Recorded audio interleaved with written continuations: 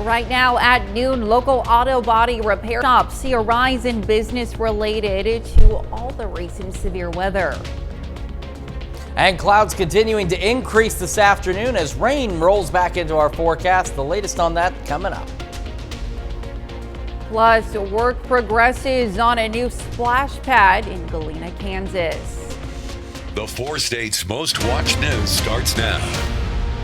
Authorities have found the body of a kayaker who had been missing in high water. This is KOAM News at noon. I'm Elise Snowy.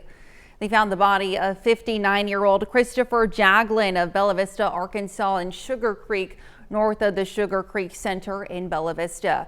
Jaglin was last seen on Sunday entering the creek near the Missouri state line with fishing gear and a kayak. Current remains swift from severe weekend storms in that area.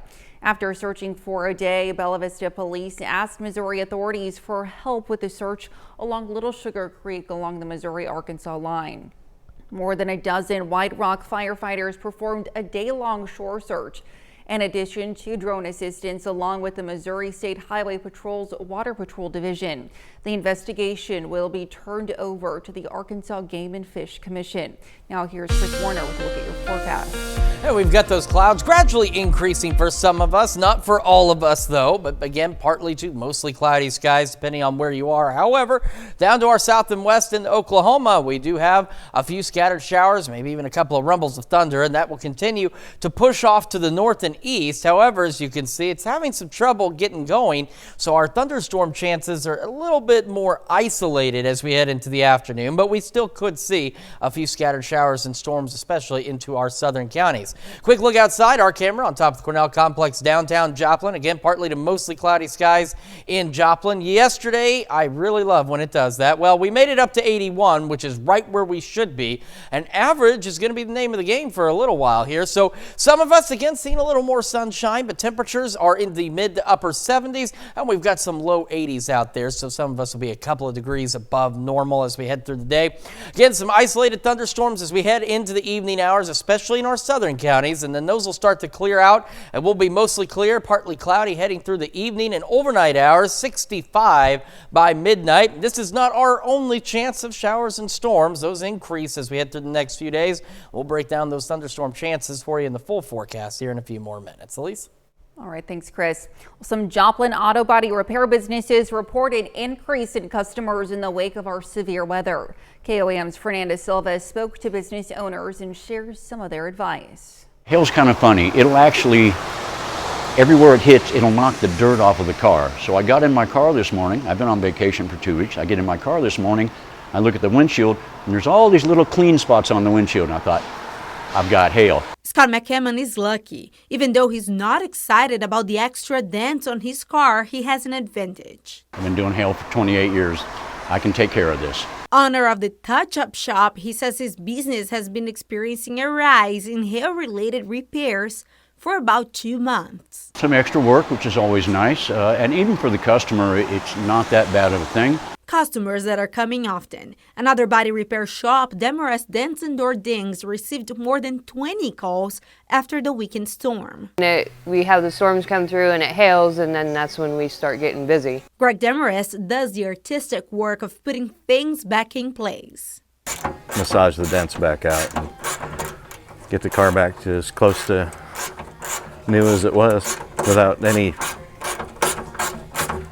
as close to new as we can. According to the owners of Demarest Dents and Door Dings, trying to fix dents at home can lead to more expenses. Typically when somebody tries to do dent work on their own car, they do a little bit more damage than what it originally started with, so we have to fix that before we can fix the dent. The people don't have the lighting that they need to be able to see what they're doing, and they don't know. They don't have the proper training to figure out. Another advice comes from the touch-up shop's owner for when handling insurance claims. Wash your car before they look at it because you want them to get as accurate a count as possible. If they do want you to take pictures, don't do it when the sun is at high noon. Wait until the sun has a long shadow, but when there's a long angle, like say the sun is on the horizon, getting ready for sunset or dawn, the dents will show more in the photographs if they have to take their own pictures. According to McCammon, people don't need to worry about making an insurance claim because rates aren't raised over hail. In Joplin, Fernanda Silva, KOAM News. According to Demarest Dents and Dordings' owners, spring is their busiest season of the year and they often need to hire extra help. Missouri conservation officials say snakes are among the state's most misunderstood animals, so they're trying to correct that. They host an in-person program called Snakes Alive at the Missouri Department of Conservation Shoal Creek Conservation Education Center in Joplin. That'll be on Friday from 6 to 7:30 p.m. and it'll cover such topics as the valuable service snakes provide for pest control. The center conducted a virtual program on that same topic yesterday. To sign up for Friday's in-person program, you can check out the link on our website, KOAMnewsnow.com. The Tulsa Fairgrounds has taken on a new role following this weekend's severe weather. Temporary home to a number of displaced racehorses. A tornado destroyed several barns at the Will Rogers Downs Racing Facility in Claremore. One owner said she has a horse in the clinic recovering from injuries. The fairground now shelters 9 racehorses who have received donations of hay and feed. Despite the delay of swim season for Galena City Pool due to maintenance, the construction of a new splash pad is underway. KOAM's Amber Jenkins has more.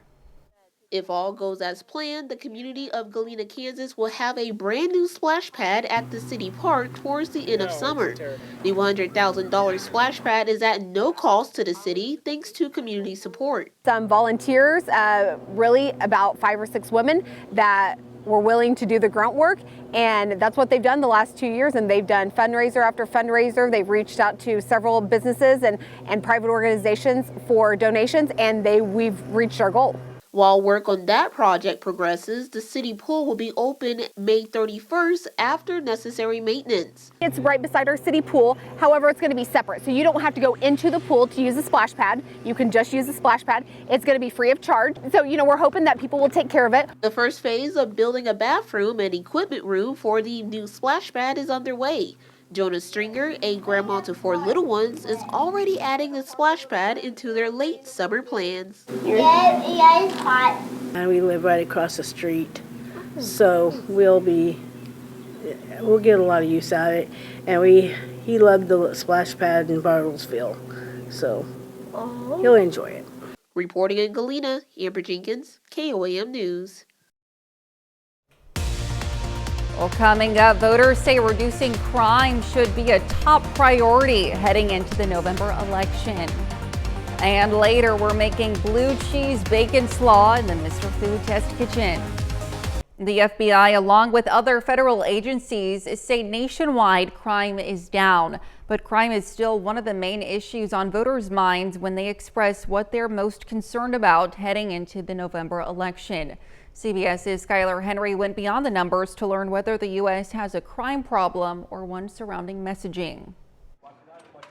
From the White House, violent crime is at a nearly 50-year low. To major cities. What we're seeing is that our crime rates, they are trending downwards. Officials say crime, especially violent crime in the U.S., is taking a dip since last year. But voters aren't quite sold.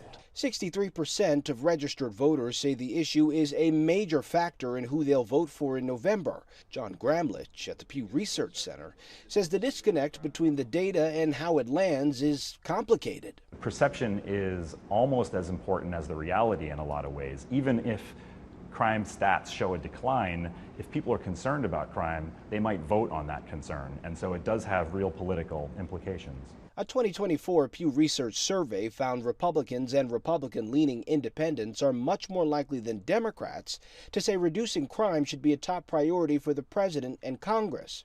About an hour outside of Washington sits Purcellville, Virginia. It's not a big community, but it's touting a big recognition. Home security review site Safewise says Purcellville is the safest community in the state. We do our best to eliminate the opportunity for crime. Interim Police Chief Dave Daly says that's not a fluke, as his department deploys a combination of community outreach and crime prevention messaging. Because our numbers of actual reported incidents are low, we're able to engage in proactive policing. In fact, our officers last year engaged in about 15,000 proactive policing events. It's the strategy American University professor Janice Iwama says is needed. To push them to produce data and statistics that illustrates what is going on today and to engage in a conversation with community members. And in turn, Iwama adds, it creates a better informed electorate in their communities and at the polls. Skylar Henry, CBS News, Purcellville, Virginia. Still to come on KOAM News at noon, Mr. Food. Today, we're creating a soon-to-be award-winning recipe with something that most people simply toss in the trash. Any ideas? And we've got more thunderstorm chances on the way as we head into the weekend. We'll take a look at that forecast right after this. Welcome back to the KOAM News at noon. So we've got some of those scattered showers out into northeastern Oklahoma, just outside of our immediate area, but they are progressively making their way northeasterly across the region and will eventually, hey Elise, how you doing today? Elise is not the source of rain. No. That's all right, though. I'm glad I'm not. Elise is a source of sunshine and many other great things. We'll get there eventually. So let's take a look. I know you may not be able to see this so well, but we've got some scattered showers in northeastern Oklahoma that will eventually make their way into our area. So a little bit's changed on the future track since earlier. We're expecting a few more isolated showers and storms, primarily in our southern counties. There we are. That's good enough. We'll go with that. So there's a look at those showers and storms. They're going to be short-lived, and then they'll fizzle out once we lose the daytime heating across the area. And we'll be clear overnight. Could see an isolated shower storm overnight. And that's one other change in the future track, is that we have seen a bit more shower activity as we head towards sunrise tomorrow.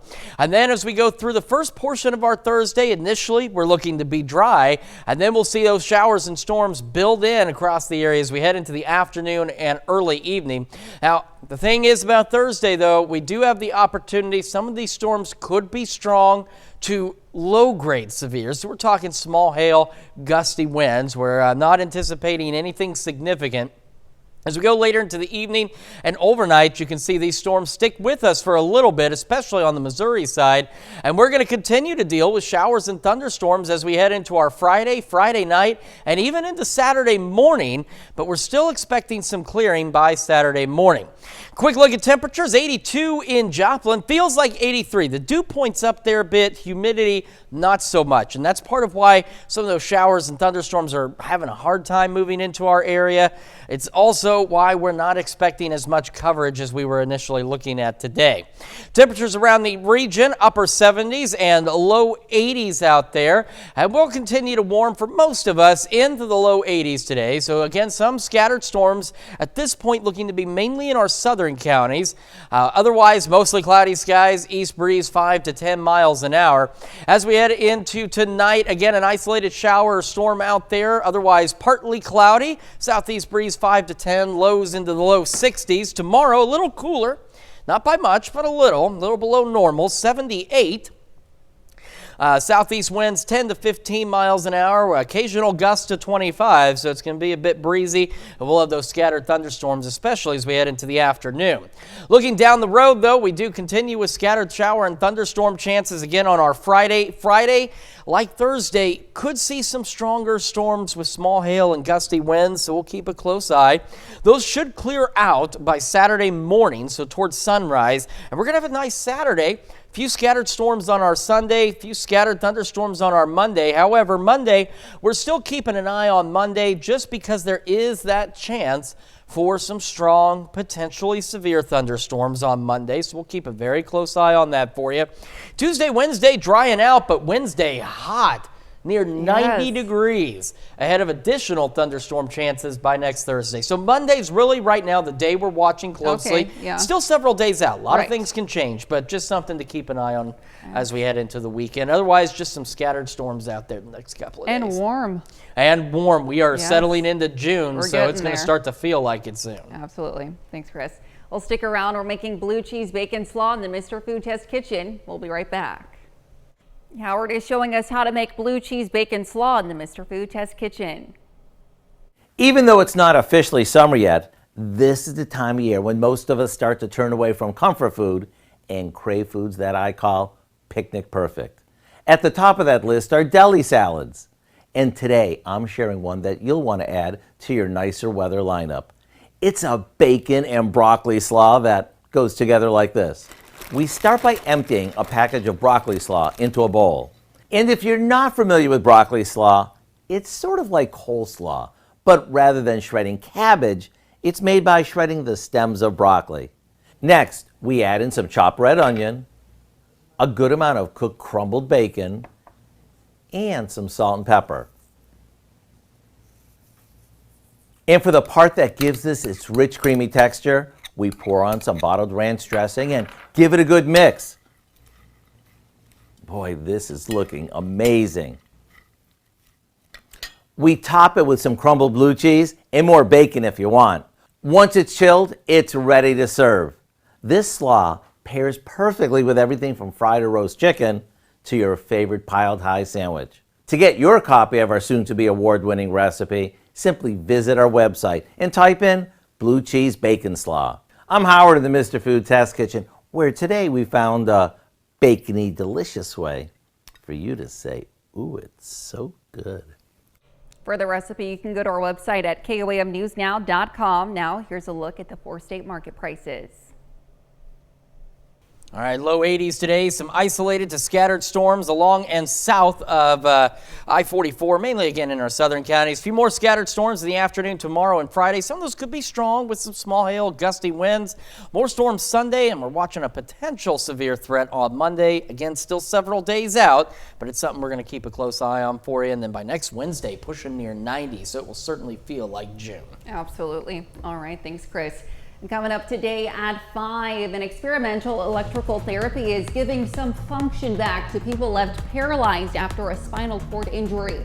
We're going to take a look at the treatment, which uses a non-invasive device that does not need to be surgically implanted. Plus, floating begins today in McDonald County after delays due to flooding concerns. We're going to have some water safety tips for those getting ready to head out on the water.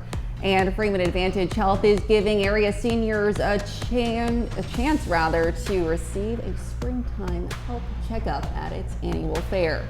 Join us for those stories and more on KOAM News at 5. And that's the news for now. Thank you for joining us on KOAM News at noon. Have a great rest of your day.